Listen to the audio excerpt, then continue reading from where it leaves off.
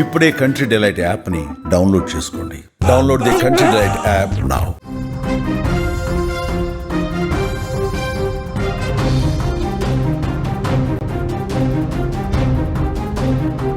Women's టీమిండియాకు 20 ఏళ్ల record సవాల్. 2005 తర్వాత సఫారీలపై భారత్ గెలవనే లేదు.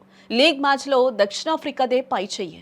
చివరి 3 మ్యాచ్లో కూడా సౌత్ ఆఫ్రికాదే గెలుపు సాధ్యపడింది. తొలిసారి ఫైనల్కు దక్షిణాఫ్రికా జట్టు చేరినట్లుగా కూడా తెలుస్తోంది. మహిళల వన్డే ప్రపంచ కప్ 2025 తుది అంకానికి చేరుకుందని చెప్పుకోవచ్చు. రేపు ముంబైలోని డివై పాటిల్ స్పోర్ట్స్ అకాడమీలో క్రికెట్ చరిత్రలో ఒక కొత్త అధ్యాయం లిఖించనున్నారు.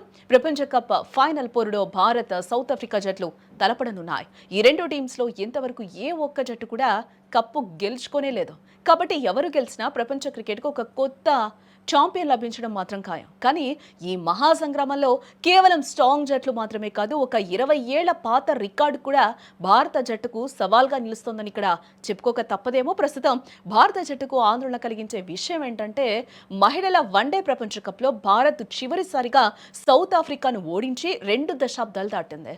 ఆ విజయం 2005లో దక్కింది. అంటే దాదాపు 20 ఏళ్లుగా ప్రపంచ కప్ ఫార్మాట్లో టీమిండియా సౌత్ ఆఫ్రికాను ఓడించలేకపోయింది. దీని తర్వాత జరిగిన ప్రతి మ్యాచ్లోనూ ఓటమిని ఎదుర్కోవాల్సి వచ్చింది. రెండు జట్ల మధ్య ప్రపంచ కప్లో ఇప్పటి వరకు 6 మ్యాచ్లు జరిగాయి.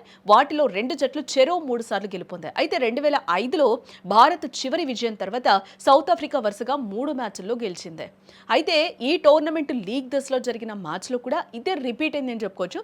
లీగ్ దశలో సౌత్ ఆఫ్రికా జట్టు భారత్ను ప్రతి విభాగంలోనూ అధిగమించింది. సులభంగా విజయం కూడా సాధించింది. ఇప్పుడు ఫైనల్లో అదే జట్టు మళ్లీ ఎదురవుతోంది. దీన్ని అధిగమించి భారత జట్టు ఛాంపియన్ కావాలి అంటే ఎలాగైనా సరే 20 ఏళ్లుగా కొనసాగుతున్న ఈ ఓటముల పరంపరను బద్దలు కొట్టాలి.